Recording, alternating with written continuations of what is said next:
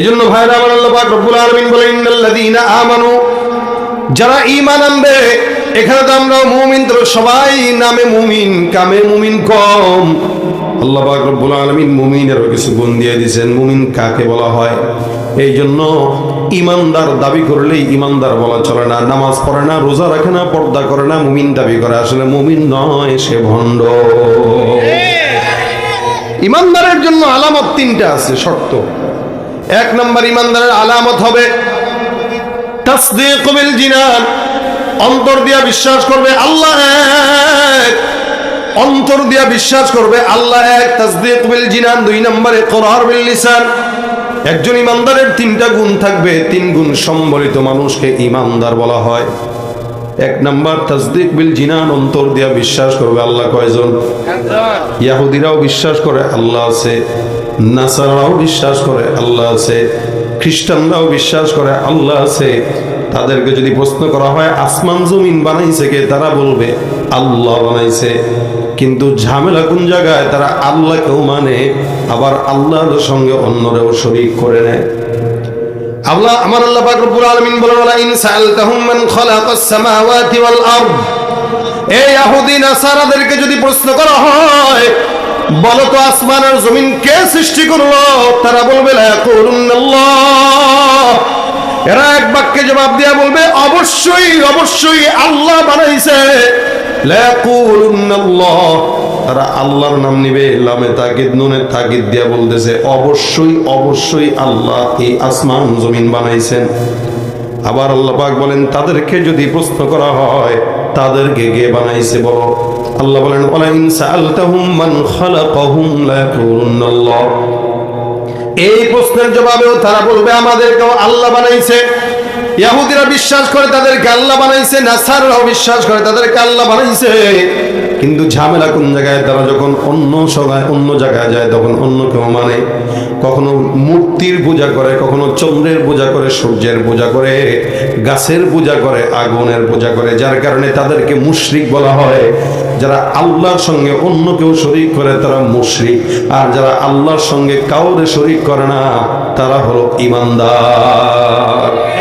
তারা আল্লাহকেও মানে আবার অন্য কাউরে শরীক করে। এই জন্য আল্লাহ পাক রব্বুল আলামিন বলেন তাদের অন্যায়টা কোথায়? ওয়াকালাতিল ইয়াহুদু উযাইরুন ইবনুল্লাহ ওয়াকালাতিন নাসারাল মাসীহু ইবনুল্লাহ। আল্লাহ পাক রব্বুল আলামিন বলেন ইহুদিরা বিশ্বাস করে আর বলে ওজাইর নামে একজন পয়গম্বর ছিল, যারা বলে ওজাইর আল্লাহর সন্তান। নাউযুবিল্লাহ। ওজাইর পয়গম্বরকে তারা আল্লাহর সন্তান বানায় দেয়। আর নাসারারা হযরত ঈসা পয়গম্বরকে আল্লাহর সন্তান বানায় দেয়। আমার আল্লাহ পাক রব্বুল আলামিনকে একজনের সন্তান বানায় আর একজনের বাবা বানায়। এ মুসলমান, আল্লাহ পাক রব্বুল আলামিন সুন্দর করে আমাদেরকে আওয়াজ দিয়ে শিখায় দেন। আল্লাহ পাক বলেন কুল হুয়াল্লাহু আহাদ আল্লাহুস সামাদ লাম ইয়ালিদ ওয়া লাম ইউলাদ ওয়া লাম ইয়াকুল লাহু কুফুয়ান আহাদ। এই মুসলমান, আল্লাহ পাক রব্বুল আলামিন এমন একজন কুদরতুল রব যিনি কাউকে জন্ম দেনও নাই, কারো থেকে জন্ম নেনও নাই, ঠিক কিনা? أخلص دينك يكفيك العمل القليل أو كما قال عليه الصلاة والسلام. وقال تعالى إن الله وملائكته يصلون على النبي يا أيها الذين آمنوا صلوا عليه وسلموا تسليما. زبان كل درود شريف پڑھی اللهم صل على محمد وعلى آل محمد كما صليت على إبراهيم وعلى آل إبراهيم إنك حميد مجيد. اللهم بارك على محمد وعلى آل محمد كما باركت على إبراهيم وعلى آل إبراهيم إنك حميد مجيد. यहाँ हम सब मुसाफिर हो वही आखिर ठिकाना,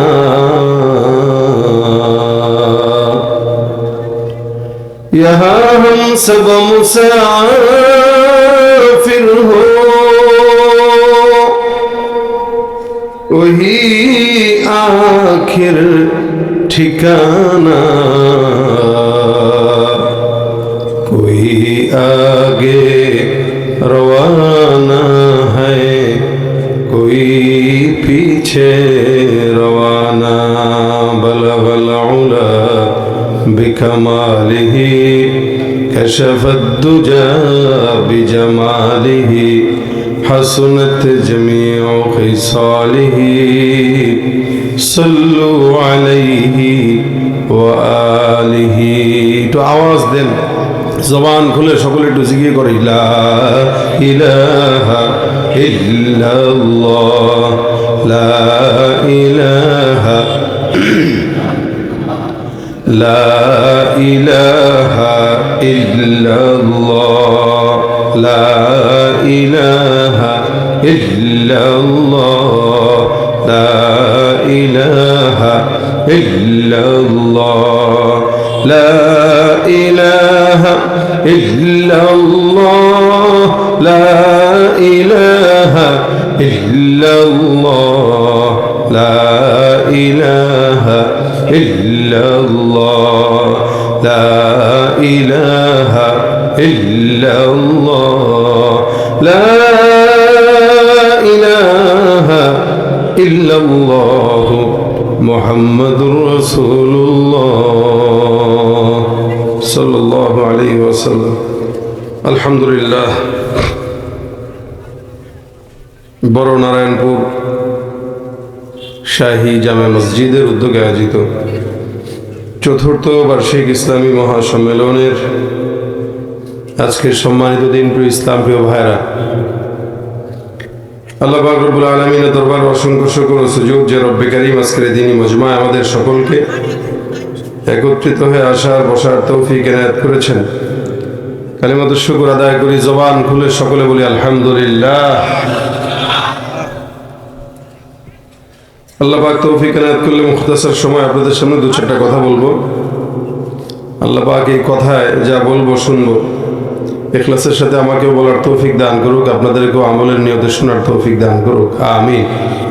এরপরে ইনশাআল্লাহ আজকের অন্যতম মেহমান হাফেজ মাওলানা গাজী আল মাহমুদ সাহেব দামাত বরকাতুহু উনিও কথা বলবেন, এবং বিদেশ থেকে অনেক কারি সাহেবদেরকে দাওয়াত দেওয়া হয়েছে। আপনাদের গর্ব এই এলাকার এটা যে আপনারা এরকম একটি গাঁও গ্রামে এই কমিটিদের মাধ্যমে দেশ বরেণ্য এবং বিদেশি কারিদেরকে আপনারা পেয়েছেন, আলহামদুলিল্লাহ। আমাদেরকে তো সবাই পায়, আমরা দেশের মানুষ, কথা বলি সারা দেশেই, কিন্তু বিদেশি মেহমানদেরকে তো সুযোগ হইলেই পাওয়া যায় না, এদেরকে পাইতে গেলে তকদির দরকার হয়। তা আল্লাহ পাক তকদির দিয়ে দিয়েছেন আপনাদের, তা আপনারা পেয়ে গেছেন। এই কারণে যারা বাইরে থাকবেন তারা সবাইকে বলবো মজমার ভিতরে বসে যাবেন, শেষ পর্যন্ত প্রত্যেকটা মেহমানের কথা শুনে, তেলাওয়াত শুনে ইনশাআল্লাহ মুনাজাত দিয়ে আজকের এই মাহফিলটা পর্যন্ত থাকবেন, শেষ পর্যন্ত। রাজি আছেন ইনশাআল্লাহ? আল্লাহ পাক আজকের মজমাকে বরকতময় করুক, আমিন। নিঃসন্দেহে আপনারা যারা আসছেন, বসেছেন, এটা একটি নেক কাজ, এটা দ্বীনের কাজ। নেক কাজ আল্লাহ পাক রব্বুল আলামিনের অত্যন্ত পছন্দের। নেক কর্ম করার আদেশ আল্লাহ পাক বান্দাকে দিয়েছেন, এবং বান্দা যেন আরেক বান্দাকে নেক কাজের আদেশ দেয়, এ ব্যাপারেও আল্লাহ পাক কথা বলেছেন। তা'মুরুনা বিল মা'রুফ ওয়া তানহাউনা আনিল মুনকার। আল্লাহ পাক রব্বুল আলামিন বলেন, যারা মুমিন এদের গুণ হইল এরা মানুষকে নেক কাজের দিকে ডাকে এবং অসৎ পথ থেকে বাধা দেয়। অর্থাৎ গুনাহের কাজে আপনি যখন যাবেন, আপনার আরেক বন্ধু আপনাকে দেখলে বাধা দিবে, আর নেক পথে যখন চলবেন না তখন সে আপনাকে নেক পথে চলার দাওয়াত দিবে। সৎ কাজের আদেশ, অসৎ কাজের নিষেধ, এটা একটা ঈমানদারের ঈমানি গুণ এবং এগুলো নেক কাজ। এ সমাজে অনেক নেক কাজ আছে। আল্লাহ পাক রব্বুল আলামিন আমাদেরকে নেক কাজের আদেশ দিয়েছেন। যে নেক কাজে আমরা বসছি, এই নেক কাজ বলেই রাসূল করিম সাল্লাল্লাহু আলাইহি সাল্লাম বলেন, যতগুলো মানুষ এই জায়গায় বসছে, যতক্ষণ বসা থাকবে, হাফাতহুমুল মালাইকা, এদেরকে আল্লাহ পাক রব্বুল আলামিন ফেরেশতাদেরকে দিয়ে চতুর্দিক থেকে ঘেরাও করে রেখেছেন। সুবহানাল্লাহ। এবং যতক্ষণ এই জায়গায় বসা থাকবেন, নাযালাত আলাইহিমুস সাকিনা, আসমান থেকে আল্লাহ পাক রব্বুল আলামিন রহমত, বরকত, সাকিনা নাজিল করতেই থাকবেন। সুবহানাল্লাহ। জবানটা খুলে বলেন সুবহানাল্লাহ। আরো একবার বলেন সুবহানাল্লাহ। যতক্ষণ আমরা আছি ততক্ষণ আপনারা আওয়াজ দিবেন ইনশাআল্লাহ। খালি চুপচাপ বসে থাকার নাম ওয়াজ শোনা না। আলোচক যখন কথা বলে, আলোচকের আলোচনার ফাঁকে ফাঁকে সুবহানাল্লাহ, আলহামদুলিল্লাহ তাদেরকে সায় দেওয়া, স্বতঃস্ফূর্ত জবাব দিলে তো বক্তা কথা বলতে স্বাচ্ছন্দ্য বোধ করে। খালি সামিঈনরা চুপচাপ শুনবে আর বক্তা কথা বলবে, এটা হয় না। খেলোয়াড় মাঠে খেলে, দর্শকের তো কোনো কাজ নাই, দর্শক তো খালি দেখা দরকার ছিল, কিন্তু দর্শকরা গোল গোল বলে চিল্লায় কেন? এই দর্শকের এই গোল গোল বলে চিৎকার দেওয়াটা খেলোয়াড়ের খেলাকে অর্ধেক আগায় দেয়। তা আলোচক যখন কথা বলবে, আপনারা সামনে থেকে যদি হাঁ হু করেন, আওয়াজ টাওয়াজ দেন, তাহলে আলোচকের আলোচনা অর্ধেক আগায় দিবে। আমাকে আসার সময় হুজুর খুব সুন্দর করে বলতেছিলেন যে আমি খালি ওয়াজও করি না, গজলও গাই। তো যেহেতু আমার ভিতরে এই একটা গুণ আল্লাহ পাক দিছে, অন্য আলোচকরা শুধু আলোচনাই করবেন, কারীরা শুধু কেলাওয়াতি করবেন, যে আমি আপনাদেরকে আওয়াজের ফাঁকে, ওয়াজের ফাঁকে গজলও শোনানোর যোগ্যতা আল্লাহ আমাকে দিছেন, যেহেতু এটা আপনারা আমার থেকে আদায় করে নিতে হবে। আপনারা চুপচাপ থাকলে আমি চুপচাপ আলোচনা করে চলে যাবো, যেহেতু সারা বছর আমাদের মাহফিল থাকে। আমাদের শরীরে এত জুত নাই যে জোর করে করে আপনাদেরকে গজল শোনাবো, ওই জোর নাই। এখন গা সারা আপনাদেরকে কথা বলতে পারলে বাঁচি। সুতরাং আপনারা যদি আমাকে সুযোগ দেন যে দরকার নেই, আপনি আপনার মতো ওয়াজ করে চলে যান, তাহলে আমার জন্য ভালো। আর যদি মনে করেন না, আসছেন যেহেতু গজলও শোনাইতে হবে, তাহলে আপনাদের স্বতঃস্ফূর্ত আওয়াজ ওখান থেকে যতটা আসবে, আমার এখান থেকে অটোমেটিক আমার জবান দিয়ে গজল বের হয়ে যাবে। আর আপনারা কি চুপ থাকবেন নাকি আওয়াজ টাওয়াজ দিবেন, এটা আপনাদের হিসাব। দিবেন? এই যেটা দিতেছেন এটা গরু ছাগলের আওয়াজও হয় নাই, সিংহের তো দূরের কথা। আমি চাই মুসলমানদের আওয়াজ সিংহের মতো হোক। আওয়াজটা কিভাবে হয়? লিল্লাহে তাকবীর। এই আওয়াজ এর চেয়ে কি আরো উঁচু হওয়া দরকার আছে? সম্ভাবনা আছে? নারায়ে তাকবীর, নারায়ে তাকবীর। আল্লাহ পাক এমন আওয়াজ দিবেন যেন মোটামুটি বাহিরে যারা আছে, ঘরে যারা ঘুমানোর পায়তারা করতেছে, এরা যেন কম্বল ফেলে দৌড় দেয়। ঠিক আছে না? এমন আওয়াজ দিবেন যেগুলো বাইরে দাঁড়ায় থাকবে। মেলা টেলা আছে, মেলা আছে না এখানে? কোথায়? পাশে। ওই মেলার থেকে যেন দৌড় দিয়ে এখানে চলে আসে, যে কিরে ওখানে যেন কি গ্যাঞ্জাম হয়ে গেছে। তারপরে আওয়াজ হবে এরকম। অনেক জওয়ানরা আছে, মুরব্বীরাও আছে, জওয়ানদের আওয়াজ হবে জওয়ানের মতো। জওয়ানদের আওয়াজ কখনো শিয়াল আর বিড়ালের মতো হয় না। জওয়ানদের আওয়াজ হয় সিংহের মতো আর বাঘের মতো। কথা বলেন ঠিক কিনা? এই আওয়াজটা শেষ পর্যন্ত হবে। লিল্লাহে তাকবীর। আল কোরআনের সৈনিক আমি, নেই তো কোনো ভয়, এক আল্লাহর গোলাম আমি, এই তো পরিচয়। কার গোলাম আমরা? এই পৃথিবীর সবই নকল, এই পৃথিবীর সবই নকল, আসল কিছুই নয়, এক আল্লাহর গোলাম আমি, এই তো পরিচয় আমার, এই তো পরিচয়। কোরআন হাদিস শাসনতন্ত্র, রাসূল আমার নেতা, উৎসাহ মোর চির অম্লান, ইতিহাস বীর গাথা। কোরআন হাদিস শাসনতন্ত্র, রাসূল আমার নেতা, উৎসাহ মোর চির অম্লান, ইতিহাস বীর গাথা। এক আল্লাহ ছাড়া আমার দিলে, এক আল্লাহ ছাড়া আমার দিলে নেই তো কারো ভয়, এক আল্লাহর গোলাম আমি, এই তো পরিচয় আমার, এই তো পরিচয়।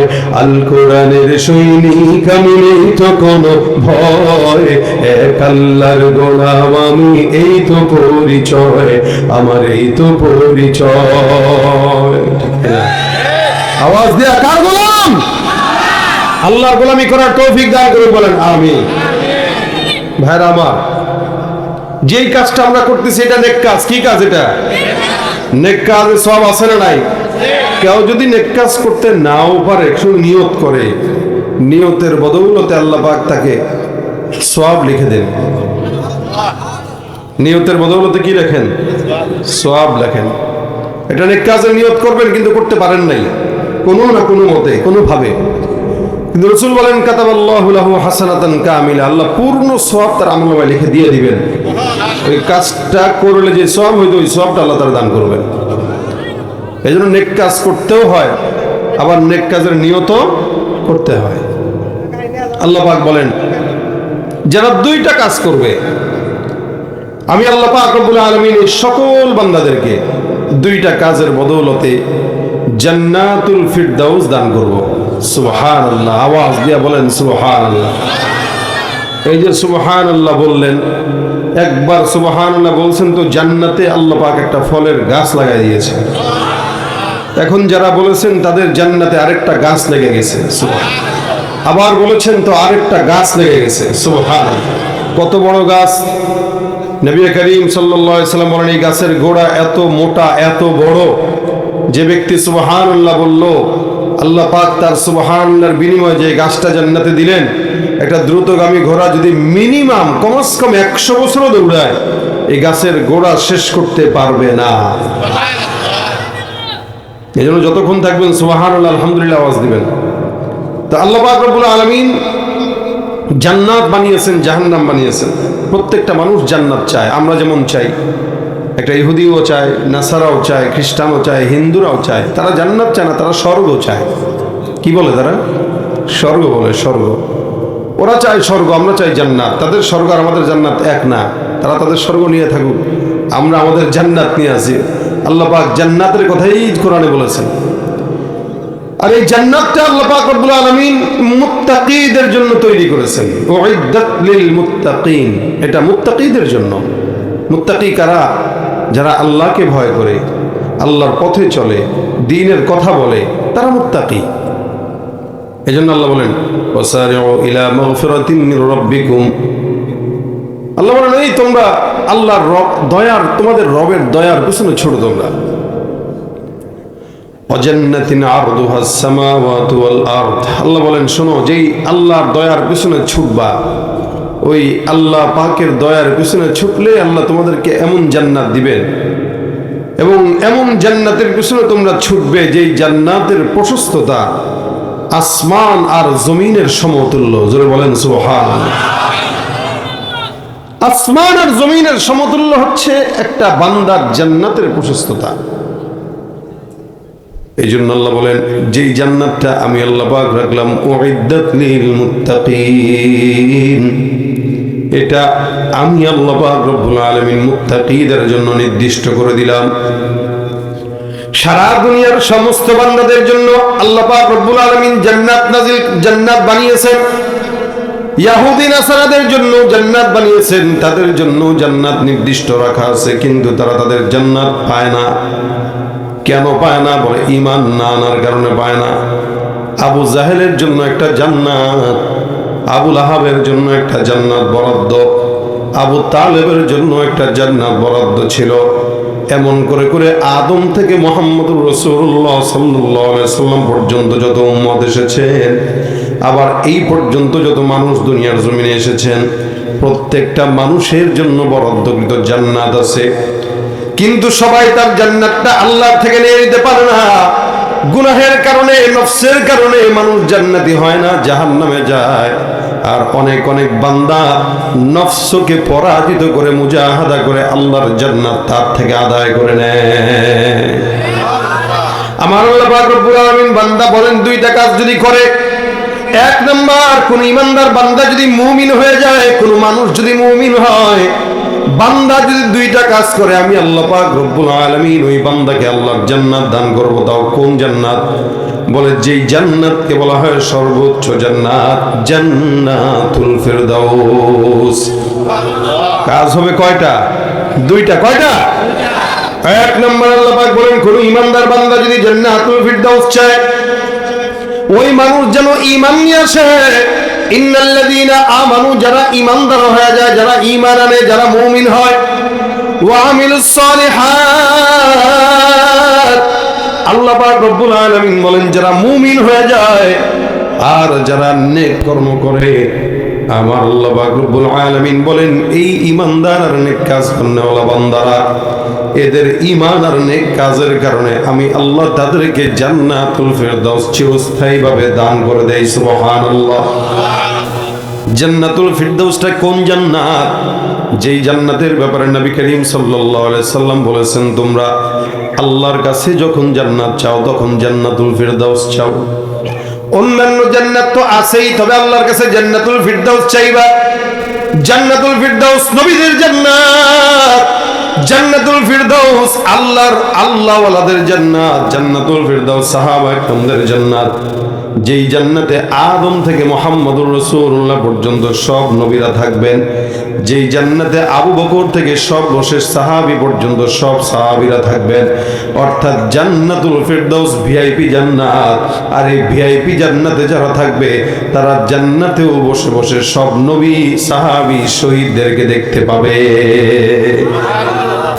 শুধু তাই নয়, জান্নাতুল ফিরদাউসটা এমন একটা জান্নাত যেই জান্নাতের ভিতরে আল্লাহর ইমানদার বান্দারা ঢোকার পর ওই জান্নাতুল ফিরদাউসের ভিতরে ইমানদাররা বসে বসে জান্নাতুল ফিরদাউস থেকে তার বান্দা আল্লাহ পাকের কুরসি আর আরশ পর্যন্ত দেখতে পাবে। সুবহানাল্লাহ। আমার আল্লাহ পাক রব্বুল আলামিন বলে এই কারণে ইমানদার বান্দা তোমরা মুমিন হয়ে যাও, যারা বান্দা আছো মুমিন হও আর নেক কর্ম করো।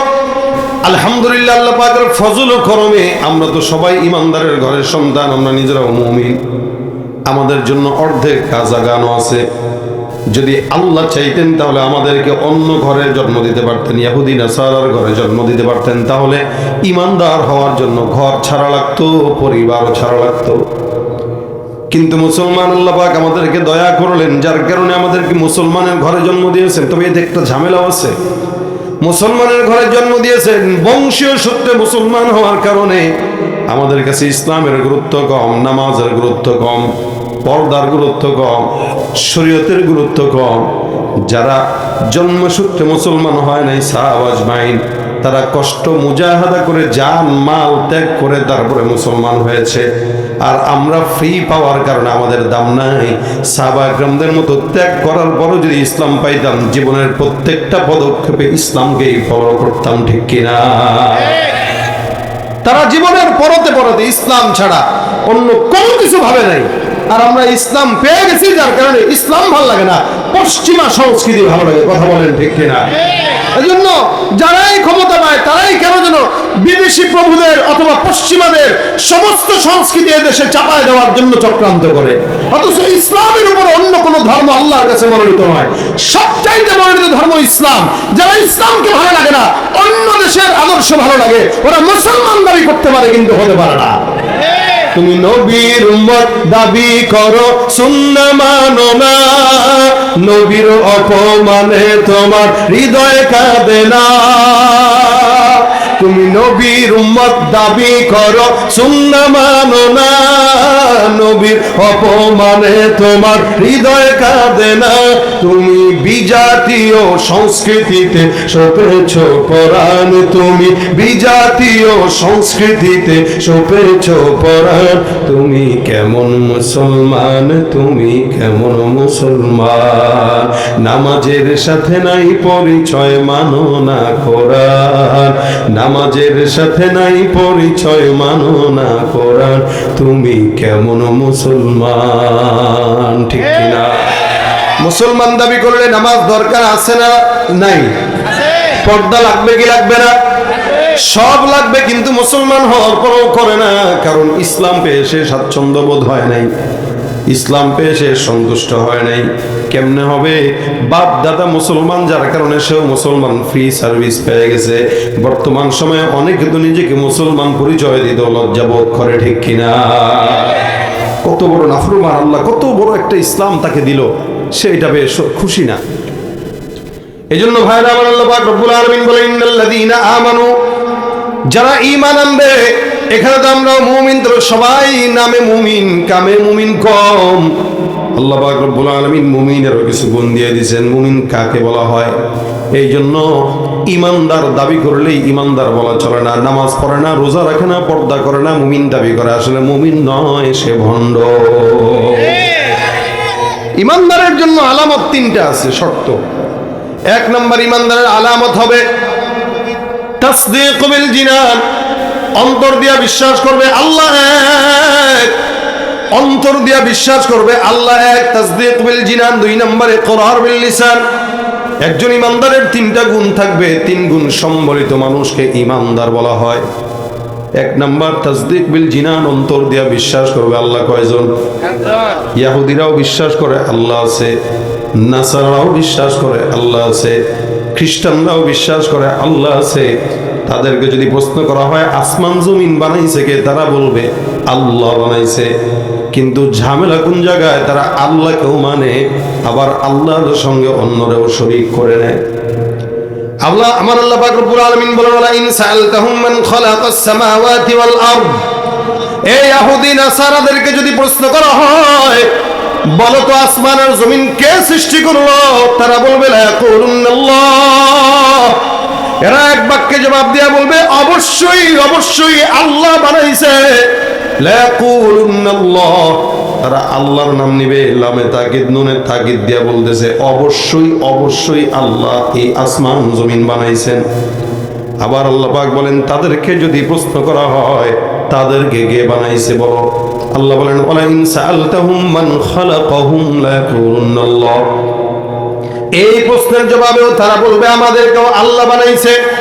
ইহুদিরা বিশ্বাস করে তাদেরকে আল্লাহ বানাইছে, নাসারাও বিশ্বাস করে তাদেরকে আল্লাহ বানাইছে। কিন্তু ঝামেলা কোন জায়গায়? তারা যখন অন্য জায়গায় যায় তখন অন্য কেউ মানে, কখনো মূর্তির পূজা করে, কখনো চন্দ্রের পূজা করে, সূর্যের পূজা করে, গাছের পূজা করে, আগুনের পূজা করে, যার কারণে তাদেরকে মুশরিক বলা হয়। যারা আল্লাহর সঙ্গে অন্য কেউ শরীক করে তারা মুশরিক, আর যারা আল্লাহর সঙ্গে কাউরে শরীক করে না তারা হলো ইমানদার। তারা আল্লাহকেও মানে আবার অন্য কাউরে শরীক করে। এই জন্য আল্লাহ পাক রব্বুল আলামিন বলেন তাদের অন্যায়টা কোথায়? ওয়াকালাতিল ইয়াহুদু উযাইরুন ইবনুল্লাহ ওয়াকালাতিন নাসারাল মাসীহু ইবনুল্লাহ। আল্লাহ পাক রব্বুল আলামিন বলেন ইহুদিরা বিশ্বাস করে আর বলে ওজাইর নামে একজন পয়গম্বর ছিল, যারা বলে ওজাইর আল্লাহর সন্তান। নাউযুবিল্লাহ। ওজাইর পয়গম্বরকে তারা আল্লাহর সন্তান বানায় দেয়। আর নাসারারা হযরত ঈসা পয়গম্বরকে আল্লাহর সন্তান বানায় দেয়। আমার আল্লাহ পাক রব্বুল আলামিনকে একজনের সন্তান বানায় আরেকজনের বাবা বানায়।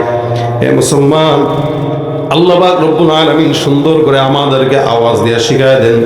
আল্লাহ পাক বলেন কুল হুয়াল্লাহু আহাদ আল্লাহুস সামাদ লাম ইয়ালিদ ওয়া লাম ইউলাদ ওয়া লাম ইয়াকুল লাহু কুফুয়ান আহাদ।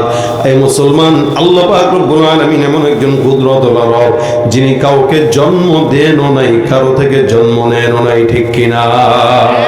রব কয়জন? কথা কয় না। কয়জন বলেন? তিনি কে? তিনি কে? জবান করে আল্লাহু আকবার। এই জন্য আমার আল্লাহ বলেন আল্লাহ একজনই বেশি হইলে ঝামেলা। আমার আল্লাহ পাক রব্বুল আলামিন বলেন আল্লাহ বেশি হইলে ঝামেলা, একজনই আল্লাহ। আল্লাহ যখন ডাবল হয় তখন এই আসমান আর জমিন ধ্বংস হয়ে যেত। লাউ কানা ফীহিমা আলিহাতুন ইল্লাল্লাহু লাফাসাদাতা। আল্লাহ পাক বলেন এই আসমান আর জমিনের ভিতরে আল্লাহ যদি একক না থেকে আর অন্য কেউ থাকতো তাহলে এই আসমান আর জমিন ধ্বংস হয়ে যেত। নেতা বেশি হইলে জনগণ বিপদে পড়ে যায়, যে কারে মানবে। তো মালিক যদি বেশি হয়ে যাইতো তাহলে বান্দাও বিপদে পড়তো, কারে না কারে মানবে। এই কারণে যখন নেতা থাকে একজন তখন জনগণ মিলেমিশে থাকে। এই জন্য ইসলামী ইমারত একজন খলিফা নিযুক্ত করে, আমির নিযুক্ত করে, ওই আমিরকে সারা দেশের মানুষ মানতে বাধ্য, তখন আর ভেজাল চলে না। কিন্তু যখনই দল বিরোধী দল হয়ে যায় তখন ভেজাল আর দলে দলে কোন দল এগুলো বেড়ে যায়। ঠিক রব একজন, যখন রব দুইজন হয় আল্লাহ বলেন লাফাসাদাতা, আসমান আর জমিন ধ্বংস হয়ে যেত। আল্লাহ পাক রব্বুল আলামিন এই কারণেই একজন, যার কারণে গোটা দুনিয়ার মানুষ দলে দলে বিভক্ত হলেও আল্লাহর গোলামি থেকেও বিভক্ত হয় না, গোলামি সবাই একজনেরই করে। এজন্য যে যে দল করুক না কেন প্রত্যেকের গোলামি একজনের জন্যই হয়, তিনি কে? এই জন্য ইমানদার মনে রাখবেন, ইমানের সর্বপ্রথম শর্ত হলো তাসদীক বিল জিনান, অন্তর দিয়া বিশ্বাস করবা আল্লাহ এক। 2 নম্বরে করার বিল লিসান, জবান দিয়া স্বীকার করবা আল্লাহ ইলাহা ইল্লাল্লাহ মুহাম্মাদুর রাসূলুল্লাহ। জবান দিয়া স্বীকার করার নাম কালেমা, ইমানদার মুমিন হওয়া। আল্লাহর নবীর আপন চাচা আবু তালেব এত বছর আমার পয়গম্বরকে মহব্বত করছেন, মহব্বত করলেন, যার কারণে আল্লাহর নবী একদম মৃত্যু পর্যন্ত পয়গম্বরের সঙ্গ দিয়েছেন। যখন সাকরাতুল মাউতের সময় আমার পয়গম্বর ডাক দিয়া কানে কানে বলেন, হে চাচা, একটা বারের জন্য আপনি আমাকে বলেন লা ইলাহা ইল্লাল্লাহ মুহাম্মাদুর রাসূলুল্লাহ, আমি আল্লাহর দরবারে আপনার জন্য নাজাতের ফয়সালা করে দেব। তালেব ডাক দিয়া বলে, না মুহাম্মদ, আমি তোমাকে দিল থেকে বিশ্বাস করে তুমি পয়গম্বর, কিন্তু আমি জবান দিয়ে স্বীকার করতে পারবো না। এই জবান দিয়ে স্বীকার যদি করে নেই, আমার দলের মানুষ আমারে গাদ্দার বলবে। সারা জিন্দেগি নবীকে মহব্বত করার পরেও শুধু কালেমা স্বীকার না করার কারণে চিরস্থায়ী জাহান্নাম আর জাহান্নাম। এই কারণে ইমানের 2 নম্বর শর্ত জবান দিয়ে স্বীকার করা লা ইলাহা ইল্লাল্লাহু মুহাম্মাদুর রাসূলুল্লাহ। এটা হলো ইমানদারের 2 নম্বর গুণ। ইমানদারের 3 নম্বর গুণ হলো আমল বিল আরকান। এ মুসলমান, 2টা গুণ আমাদের মধ্যে পাওয়া যায়, কিন্তু শেষ নম্বর গুণ যেটা আছে অধিকাংশ মুসলমানের ভিতরে এই গুণটা পাওয়া যায় না। সেই গুণটার নাম হলো আমল বিল আরকান। আমরা জবান দিয়েও স্বীকার করি, অন্তর দিয়েও বিশ্বাস করি, কিন্তু আমল করি না। যার কারণে অধিকাংশ মুসলমান নামাজ পড়ে না, রোজা রাখে না, পর্দা করে না, বরং এগুলোর কথা শুনলেই গায়ে আগুন লেগে যায়। পড়ে না তো পড়ে না, আবার এগুলা কথা শুনতেও পারে না। আমার আল্লাহ পাক পর্দার কথা বলে, এই কথা বলে, এগুলো শরীয়তের কথা শুনলে আপনাদের অঞ্চলের কিছু কিছু আছে, এরা কয় আল্লাহর কথার আগা মাথাও বুঝে না। আরে ভাই, বুঝেন নাই মনে আপনারা এখনো? আল্লাহর কথার আগা মাথা বুঝে না এরা। বুঝবে কেমনে? দেমাগের ভিতরে গাজা ভরা থাকলে আল্লাহর কথা বুঝার কথা না। গানের কলি শুনি মোরা ফাইটা যায়, বুক ফাইটা যায়, এই ভাবেতে গাইতে গাইতে জাহান্নামে চইলা যায়। গানের কলি শুনি মোরা ফাইটা যায়, বুক ফাইটা যায়, এই ভাবেতে গাইতে গাইতে জাহান্নামে চইলা যায়। ঢোল তবলার গান বাজনার কবরে পাবি সাজা, দিন ইসলামের পথে তোমরা চলো রে সোজা। ঢোল তবলার গান বাজনা, মাথায় নেই গুনার বোঝা, দিন ইসলামের পথে তোমরা চলো রে সোজা। ঠিক আছে না? আল্লাহর কথা বোঝার মতো দেমাগ দরকার আছে। দেমাগ না থাকলে কেমনে বুঝবে? যেই দেমাগে হারাম খেয়ে ভরা, যেই দেমাগ নাজায়েজ আর নিষিদ্ধ কাজে ভরা, ওই দেমাগে আল্লাহর নূরের কথা, আল্লাহর ওহীর নূরের ইলম, ওটা কোশ্চিন কালেও কারো ঢুকে না। এটার জন্য দেমাগ পরিষ্কার লাগে, নফস স্বচ্ছ লাগে। ইমানের 3 নম্বর গুণ হলো আমল বিল আরকান। ইসলামের যত হুকুম আছে সব পুঙ্খানু মানার নাম কি? ইমানদার। ইমানদার বলেন, মানার নাম কি? ইমানদার। এই যে আমি আর আপনি ইমানদার দাবি করি, আমরা আমাদেরকে মুমিন দাবি করি। এই মুমিন দাবি করতে গেলে আগে চিন্তা করবেন আমার ভিতরে 3টা জিনিস আছে কিনা। 1 নম্বর, আমি অন্তর দিয়ে আল্লাহকেই বিশ্বাস করি কিনা। দেখবেন মনে হবে এই দেশে কোনো মুসলমান নাই, আর জুমার নামাজের কাতারের দিকে তাকাইলে মনে হয় এদেশে মুসলমানের অভাব নাই। কি ঠিক না? ফজরের নামাজে 5 জন লোক হয় না, জুমার নামাজে 500 জনেরও জায়গা দেওয়া যায় না। তার মানে এরা মনে করে খালি জুমার নামাজের জন্য আল্লাহ তাদেরকে পাঠাইছে। কি ঠিক না? জুমার নামাজ পড়ে, খালি ফজর পড়ে না, জোহর পড়ে না, আসর পড়ে না, মাগরিব পড়ে না, এসব পড়ে না, সারা জিন্দেগিতে কোনো নামাজ নাই, আল্লাহ ওরে পাঠাইছে জুমার জন্য। আর কিছু কিছু লোক আছে যারা সারা জিন্দেগিতে কোনো নামাজ নাই, আল্লাহ তাদের পাঠাইছে ঈদের নামাজের জন্য। সারা বছরে একবার নামাজ পড়ে আর কয় ঈদুল আজহার জানাজার নামাজ। নামাজ না পড়লে তো বেশ লাগবে। জানাজার নামাজও ঠিক মতো পড়তে পারে না, ঈদের নামাজও ঠিক মতো পড়তে পারে না, কিন্তু মুসলমান। কত সস্তা, এত সস্তা মুসলমান হওয়া। এই কারণে 3 গুণ মিলায় নিয়েন। আল্লাহ পাক এমনি এমনি ইমানদারদেরকে মুমিন বলে ডাকেন নাই। 3টা গুণ থাকবে তো মুমিন, 3 গুণ নাই আপনি মুমিন না, আপনি ভণ্ড। এবার যাই হোক, এই তিনটা গুণের যে কোনো একটা না থাকবে ও মুমিন পূর্ণাঙ্গ হতে পারে নাই। এজন্য লাস্ট যেটা, এটা সবচেয়ে গুরুত্বপূর্ণ, আমল বিল আরকান। শরীয়তের যত হুকুম আছে সব পুঙ্খানু মান্য করা, এগুলোর নাম হচ্ছে ইমানদার। এই তিনটা থাকলে মুমিন। এক নম্বরে অন্তর দিয়া, আমার সাথে বলেন, এক নম্বরে অন্তর দিয়ে বিশ্বাস করা আল্লাহ কয়জন? একজন। আল্লাহর সামনে অন্য কাউরে আর বড় করবেন না কখনো। আপনার দলের নেতা অনেক বড় হইতে পারে, কিন্তু আল্লাহর চেয়ে বড় হয় নাই। সুতরাং আপনার দলের নেতাও যদি আল্লাহকে না মানে, আপনি তাকে মানবেন না।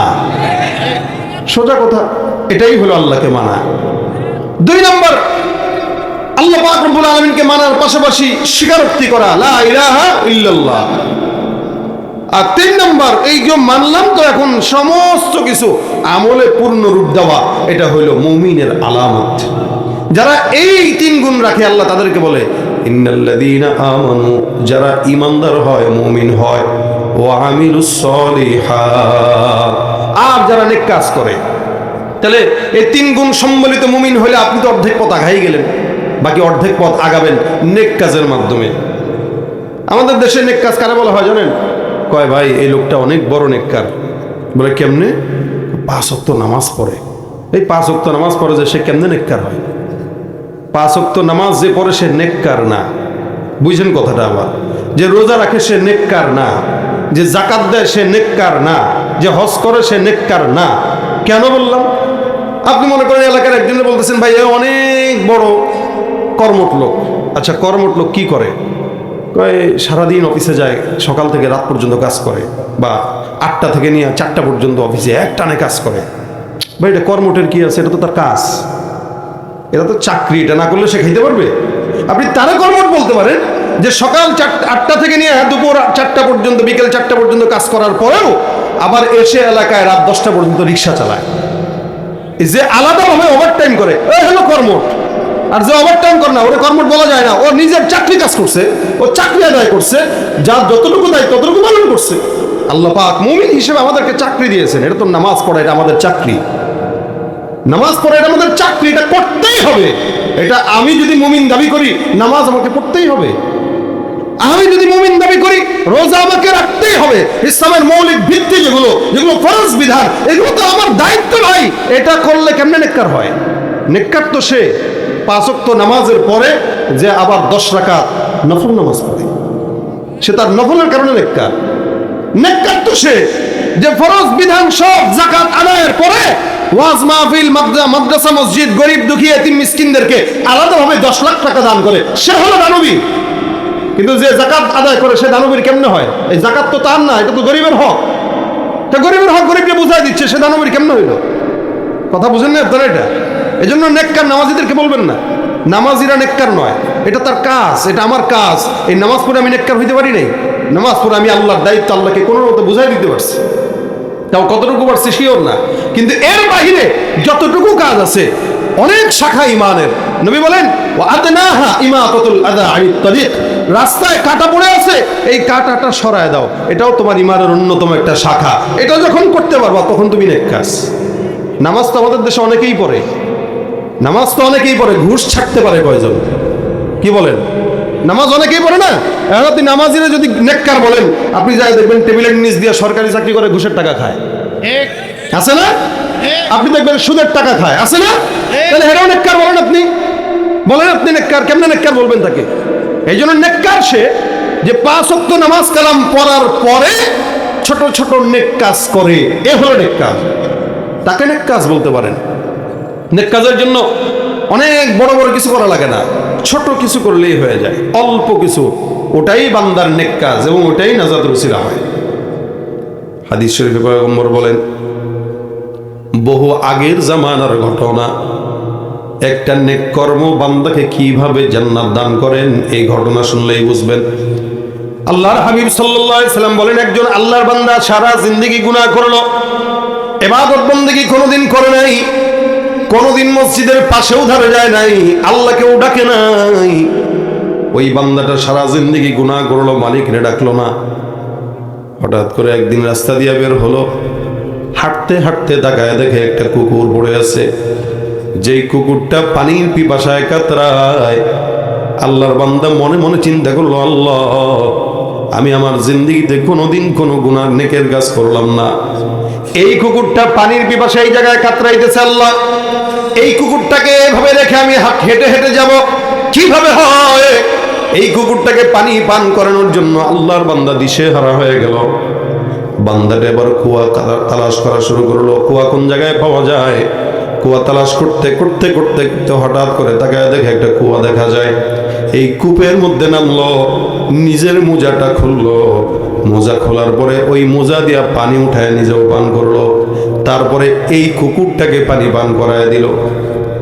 নবী করিম সাল্লাল্লাহু আলাইহি ওয়াসাল্লাম বলেন, মাখলুকাতের ভিতরে সর্বশ্রেষ্ঠ মাখলুক হলো ইনসান।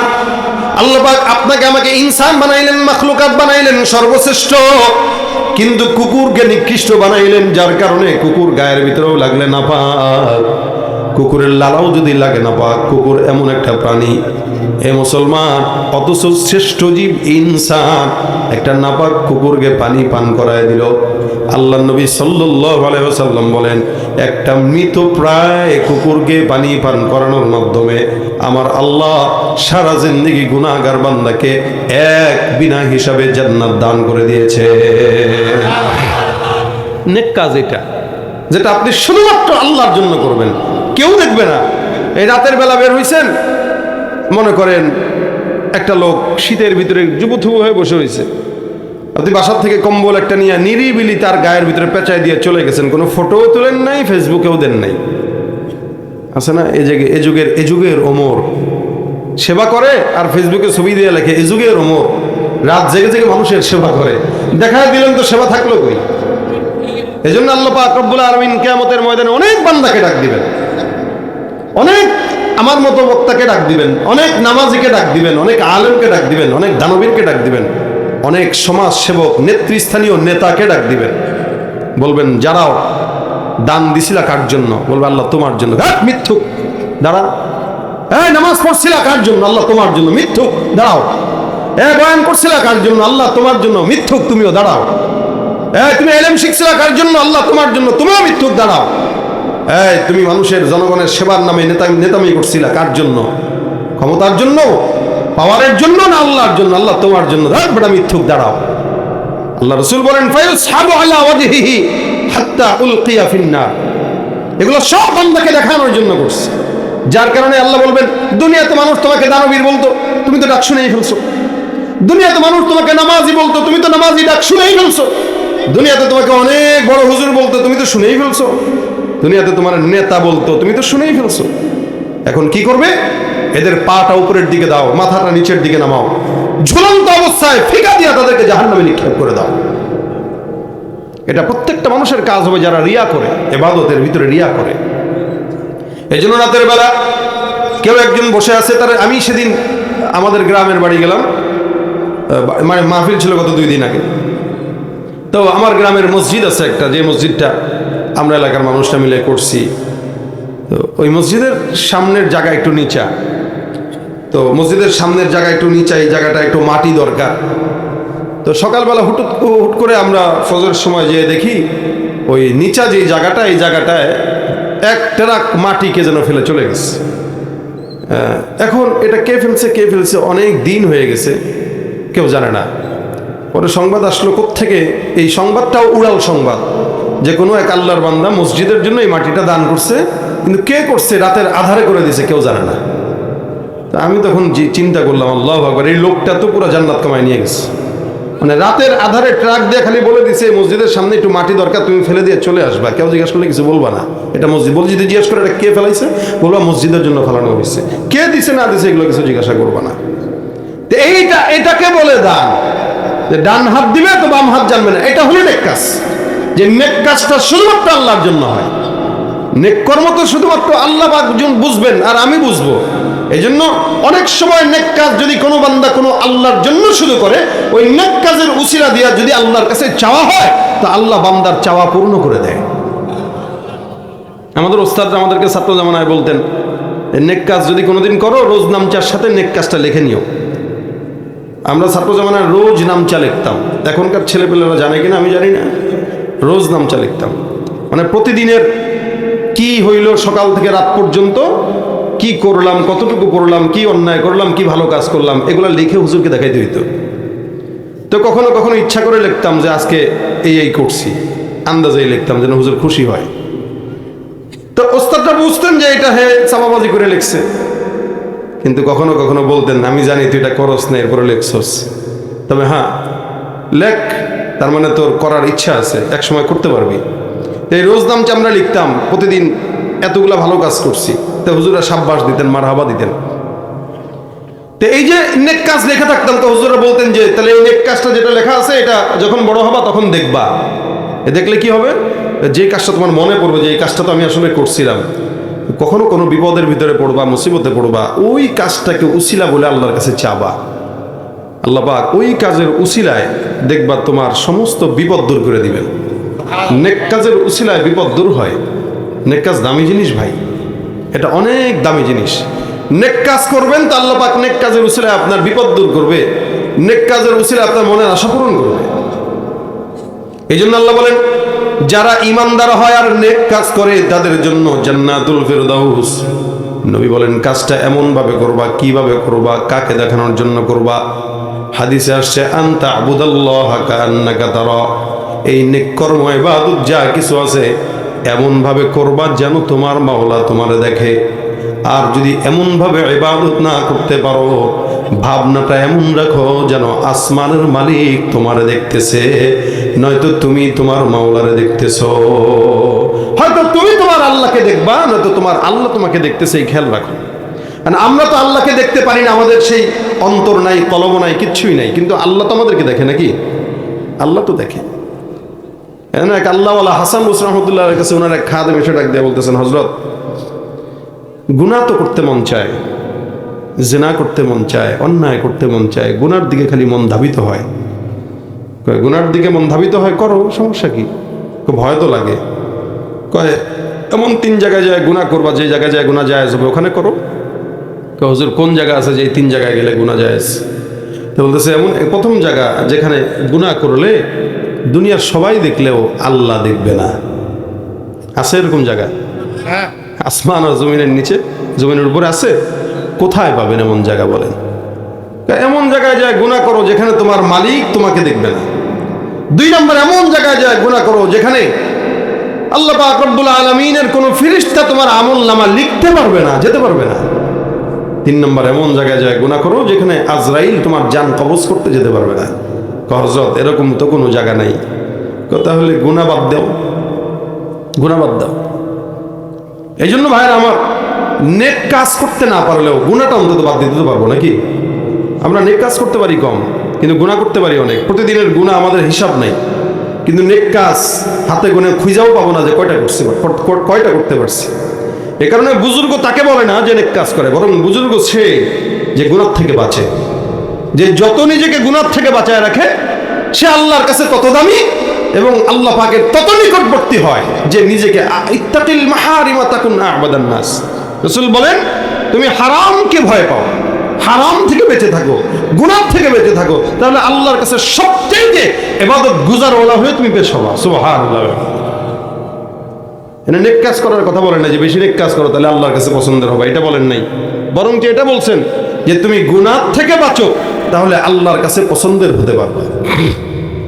তাহলে আমরা আমাদের এই জিন্দেগিতে যদি নিয়ত করি যে নেক কাজ করতে না পারি, গুনাহ করব না ইনশাআল্লাহ, তাহলে আপনার চাইতে আমার চাইতে বড় বুজুর্গ আর এই সমাজে কেউ থাকবে না।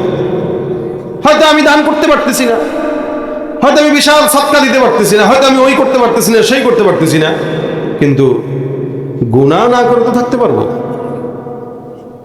এই জন্য নফস আমাদেরকে গুনাহ করায়, শয়তান আমাদেরকে গুনাহ করায়। দিল্লির এক বিশাল বড় বুজুর্গ ছিলেন, ইমাম। উনি একদিন ইমামতি করাইতেছেন, করানোর পরে উনি মসজিদে বসে বসে কোরআন তেলাওয়াত করতেছেন। হঠাৎ করে কোরআন শরীফ বন্ধ করে উনি একটা কথা বলতেছেন, যে তুই আমার আল্লাহ না, আমি তোর গোলাম না, এই কারণে তোর কথা আমি শুনতে পারবো না। আশেপাশের নামাজি যারা আছে এরা বলতেছে, হযরত কি বলে এগুলো? মাত্র নামাজ পড়াইলো, এত বড় একজন আল্লাহওয়ালা বুজুর্গ মানুষ, এই কি কথা বলতেছে, ইমান তো মনে হয় চলে গেছে। তা আবার বলতেছেন, তুই আমার আল্লাহ না, আমি তোর গোলাম না, তোর কথা আমি চলতে পারবো না, তোর কথা আমি মানতে পারবো না। পাশ থেকে 2-3 জন যায় বলে, হযরত আপনি কি বলতেছেন, আপনার কি মাথা ঠিক আছে? আমার মাথা ঠিক আছে, তোদের মাথা ঠিক নাই, তোরা বুঝোস না, তোরা বুঝতে পারোস না আমি কি বলতে চাই। বলে আপনি কি বলতে চান আমাদের কি একটু বুঝান। আমি এখানে কোরআন তেলাওয়াত করতে বসলাম, আমার নফস আর শয়তান বলতেছে দোস্ত বের হ, চায়ের দোকানে যা একটু চা খা, ও নতুন ওযু বানা, নতুন ওযুতে নামাজ পড়লে সওয়াব বেশি। হ্যাঁ, নতুন ওযু বানায় আমার শয়তান আর নফস খোঁচা দিয়া মসজিদ থেকে বের করার পায়তারা করতেছে। অথচ মসজিদ থেকে বের হইলেই তো আমি আল্লাহর জিম্মা থেকে বের হয়ে গেলাম। আহাব্বুল বিলাদি ইলাল্লাহি মাসাজিদুহা ওয়া আবগাদুল বিলাদি ইলাল্লাহি আসওয়াকুহা। আল্লাহর কাছে সবচেয়ে পছন্দের জায়গা মসজিদ, সবচেয়ে অপছন্দের জায়গা বাজার। এরপরেও মসজিদে ভিড় বেশি না বাজারে ভিড় বেশি? সব বাজারে ভিড় বেশি, সব বাজারে। আর মোটামুটি এলাকার চায়ের দোকান যেগুলো আছে ছোটখাটো, এগুলো তো এলাকার এক একটা ছোটখাটো সংসদ। মোটামুটি সংসদের ভিতরে এমপি মন্ত্রী সবাই আছে, মাননীয় স্পিকার হলো চাওয়ালা। এই চায়ের দোকান থেকে যত এলাকার আজগুবি সংবাদ আছে সব প্রচার হয়, সব এখান থেকে প্রচার হয়। আর এই চায়ের দোকানে বসে বসে কিভাবে কি করা যাবে, রাষ্ট্র কেমনে চালানো যাবে, এদেরকে এক একজনকে রাষ্ট্র চালাইতে দিলে দেখবেন এরা রাষ্ট্রের একদম সঙ্গে উঠাই দিবে পুরা, এত বুদ্ধিজীবী। এই চায়ের দোকানে সব আড্ডা হয়। অথচ মসজিদ আল্লাহর পছন্দের জায়গা, এই জায়গায় কাউকে খুঁজে পাওয়া যায় না, টান দিয়ে নেওয়া লাগে, জোর করে নেওয়া লাগে। তাবলীগের গাছতে যদি কেউ বের হয় আর যুবকরা যদি বুঝে ওই যে গাছতে বের হয়েছে নামাজের জন্য নিবে, তো 10 মাইল দূর থেকে দেখলেই দূর, ও আর এলাকায় থাকে না, মানে তার জেলখানায় নেওয়া লাগবে, এরকম একটা অবস্থা। তো দেখেন, আল্লাহর পছন্দের জায়গা হইল মসজিদ, অপছন্দের জায়গা হইল বাজার। কিন্তু বাজারে লোকের অভাব নাই, মসজিদে লোকের বড়ই অভাব। আল্লাহর বান্দা বলতেছে আমরা মসজিদ থেকে বের করার জন্য পায়তারা করতেছে, আমি মসজিদ থেকে বের হব শয়তানের কথায়। এ কারণে নফসকে বললাম তুই আমার আল্লাহ না, আমি তোর গোলাম না, যে তুই যেটাই বলবি আমি সেটাই শুনবো। আমি আমার যার গোলাম, আমার মালিকের কথা শুনবো। মালিক বলছেন মসজিদে যতক্ষণ থাকবা, মসজিদের যার সাথে সম্পর্ক আছে, রাসূল বলেছেন তাকে আল্লাহ পাক রব্বুল আলামিন আল্লাহর কিয়ামতের ময়দানে আরশের নিচে আল্লাহ পাক নিজে ছায়া দান করবেন। আমি মসজিদে থাকতে চাই, আল্লাহর আরশের নিচে ছায়া পাইতে চাই। তোর কথা শুনে চায়ের দোকানে যায় বরকত নষ্ট করতে চাই না, তুই তো আমার রব না যে তোর কথা শুনবো। এই জন্য নবী বলেন আল মুজাহিদু মান জাহাদা লিনাফসি, নফসের সঙ্গে যে মুজাহাদা করে সে সবচেয়ে বড় মুজাহিদ। নফস বলতেছে ঘুষ খা, জেনা কর, দুর্নীতি কর, মানুষের জায়গা মেরে খা, টাকা মার, এই কর সেই কর। নফস বলতেছে, আপনি বলবেন না আমি তোর খাই না, তোর করি না, যে তোর কথা শুনবো। এই জন্যই সমস্ত প্রকার গুনাহ থেকে নিজেকে যে বাঁচায় রাখতে পারবে সবচেয়ে বড় নেককার সে, আল্লাহর কাছে সবচেয়ে বড় মুমিন এবং নেক বান্দা হিসেবে সেই পরিগণিত হবে। আল্লাহ পাক রব্বুল আলামিন আমাদেরকে নেক কর্ম করার তৌফিক দান করুন। এই জন্য নিয়ত করেন নেক কাজ কি। যেমন কয়েকটা কথা বলে যায়, এগুলো মাথায় রাখেন। এখন মনে করবেন নেক কাজ করতে গেলে তো অনেক কষ্ট করতে হবে, বেশি কষ্ট করা লাগবে না। রাসূল সাল্লাল্লাহু আলাইহি ওয়াসাল্লাম বলেন বাশাশাতুল ওয়াজহি সাদাকা, নেক কাজের নিয়তে কেউ যদি কারো সঙ্গে হাসি মুখে কথাও বলে, আল্লাহ পাক তাকে সদকার সমপরিমাণ সওয়াব দান করে দেয়। পাইছেন না একটা নেক কাজ? এজন্য কেউ যদি আপনারা বলে আসসালামু আলাইকুম, ভালো আছেননি, আপনি ভাব ধরে কয়েন না, ভাব ধরে থাকেন না। আপনি হাসি একটা দিয়ে বলেন আলহামদুলিল্লাহ, আল্লাহ ভালো আছে, তুমি ভালো আছো, একটা হাসি দিয়ে কথা বলেন। এটা সদকার সওয়াব, এটা নেক কাজ। এটা কি কাজ? নেক কাজ, সদকার সওয়াব। 2 নম্বরে রাসূল সাল্লাল্লাহু আলাইহি ওয়াসাল্লাম বলেন কেউ যদি কারো সঙ্গে উত্তম কথা বলে, আল কালিমাতুত তাইয়্যিবাতু সাদাকা, কেউ যদি কারো সঙ্গে উত্তম কথা বলে, উত্তম কথা অর্থাৎ খোঁজ খবর নেয়, ভাই তোমার বাসায় কেমন আছে, তোমার বিবি বাচ্চা কেমন আছে, তোমার ব্যবসা কেমন চলতেছে, এগুলো উত্তম কথা, খোঁজ খবর নেওয়া, হাল পুষে জিজ্ঞাসা করা। এটাও যদি কেউ করে, আল্লাহ নবী সাল্লাল্লাহু আলাইহি ওয়াসাল্লাম বলেন এটাও টাকা না দিয়েও সদকার সমপরিমাণ সওয়াব হয়ে যাবে, এটাও সদকার সওয়াব। তাহলে ভাই কয়টা জিনিস বুঝলাম? মানুষের সঙ্গে হেসে কথা বললেও কি সদকা, মানুষের হাল পুষে জিজ্ঞাসা করলেও কি সদকা, মানুষের খোঁজ খবর জিজ্ঞাসা করবেন সদকা। পথের থেকে কাটা দূর করে দিবেন, একটা কলার সোলকা পড়ে আছে, আপনি কলার সোলকাটা একটু দূর করে ফেলে দেন, যে কেউ এখানে স্লিপ খেয়ে পড়তে পারে, একটা হুন্ডাওয়ালা আসলে স্লিপ খাইতে পারে, একটা ইটের টুকরা আছে, পাথরের টুকরা আছে, এটার একটু পা দিয়ে সরায় দেন, এটাও ইমানের শাখা এবং সদকার সওয়াব। সুতরাং আমরা অনেক কিছুই জানি না, একটা ইমানদারের সব কিছুতেই সওয়াব। তবে প্রত্যেকটা কাজ যদি 2টা সূরাতে হয়, 1 নম্বর আল্লাহ পাকের রেজামন্দি, 2 নম্বর নবী করিম সাল্লাল্লাহু আলাইহি ওয়াসাল্লামের সুন্নাত তরিকা, এই দুই তরিকায় যদি কোনো ইমানদার বান্দা কোনো কাজ করে তো আল্লাহ পাক তাকে সদকার সমপরিমাণ সওয়াব দান করে দিবেন। এই জন্য আমরা এখন থেকে নেক কাজ করবো তো ইনশাআল্লাহ। ভাইরা আমার, যা বললাম এই পর্যন্ত, অন্যান্য আলোচকরা আসবে, কথা বলবে, ওনারা এক একজনের কথার থেকে এক একটা কথা যদি আমরা আমাদের জীবনে ফিট করতে পারি বা কোনো একটা আমল যদি আমরা করতে পারি তো মাহফিলের সার্থকতা এই জায়গাটায়। তা আজকের নিয়ত করবো ইনশাআল্লাহ আমরা নেক কাজ করব, বাড়তি নেক কাজ। হয়তো প্রত্যেক দিন 2 রাকাত তাহাজ্জুদ পড়ব, প্রত্যেক দিন 2 রাকাত নফল নেক কাজের নিয়তে পড়বো, যেটা আমি আমার বাড়তি আমল নামায় জমা করার জন্য পড়তেছি। প্রত্যেক দিন কোনো 2টা মানুষকে সাহায্য করব, 2টা মানুষকে রাস্তা দেখা দিব, প্রত্যেক দিন 10 জনকে আগে সালাম দিব, এগুলো নেক কাজ। আগে সালাম দিব প্রত্যেক দিন 10 জনকে, প্রত্যেক দিন 10 জনের সঙ্গে মুসাফা করব, প্রত্যেক দিন 10 জনকে জিজ্ঞাসা করবো ভাই তোমার কেমন দিনকাল চলে, এগুলো নেক কাজ। নেক নিয়ত করবেন, এগুলোর কারণে আল্লাহ পাক সদকার সওয়াব দান করবে, আমল নামা ভারী হয়ে যাবে। আল্লাহ আমাদেরকে এই নেক কর্মগুলো করার তৌফিক দান করুন, বলেন আমিন।